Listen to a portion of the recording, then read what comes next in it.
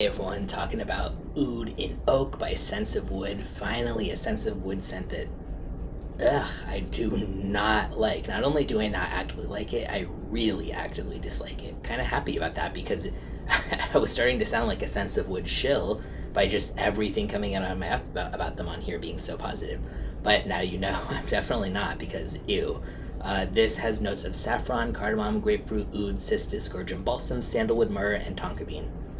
Really not a lot of notes I like in that. I guess, well, some, but I really just don't like, sandalwood, myrrh, oud most of the time. Not a huge saffron fan. Oh, God, this is so nauseating to me. So I've been blown away, as anybody watching some of my previous videos has known, by every Sense of Wood scent that I've tried so far, which isn't like all of them by any means, but I've been really impressed because it's not even just like, oh, I've liked the ones I've tried. It's like really, really good. Even oud and acacia, which is another one that has oud in it, I thought was so good, even though I don't normally like oud. And hinoki was full bottle worthy for me, which, as you can see from back there, I have less than 20 bottles despite trying thousands of fragrances. I'm very picky about what I want to own a bottle of.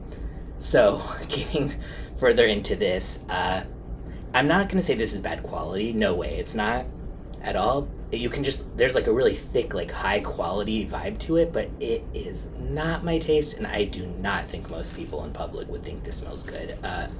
The oud here is outright animalic and pungent as hell. The opening literally smells like bad breath or BO to me, or like, say that you were in a thrift store, vintage clothing store or something, looking through it, and there was like some really, really, really old clothes that just seemed like they hadn't been washed in a long time, and some of them just have that really kind of like old smell. Oh, God. Ugh.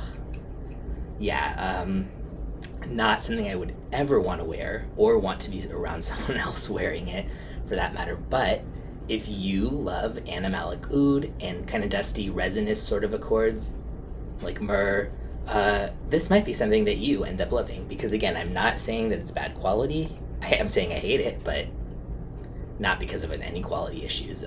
This has good longevity, moderate projection.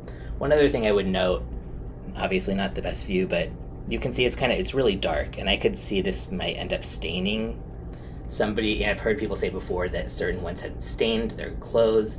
Hinoki hasn't had an issue for that for me, but it's more like a light green. This is like really kind of pitch black dark, so make sure you test it out on maybe like a little piece of fabric or something before you kind of spray it on a shirt that's expensive or that you care a lot about staining or something.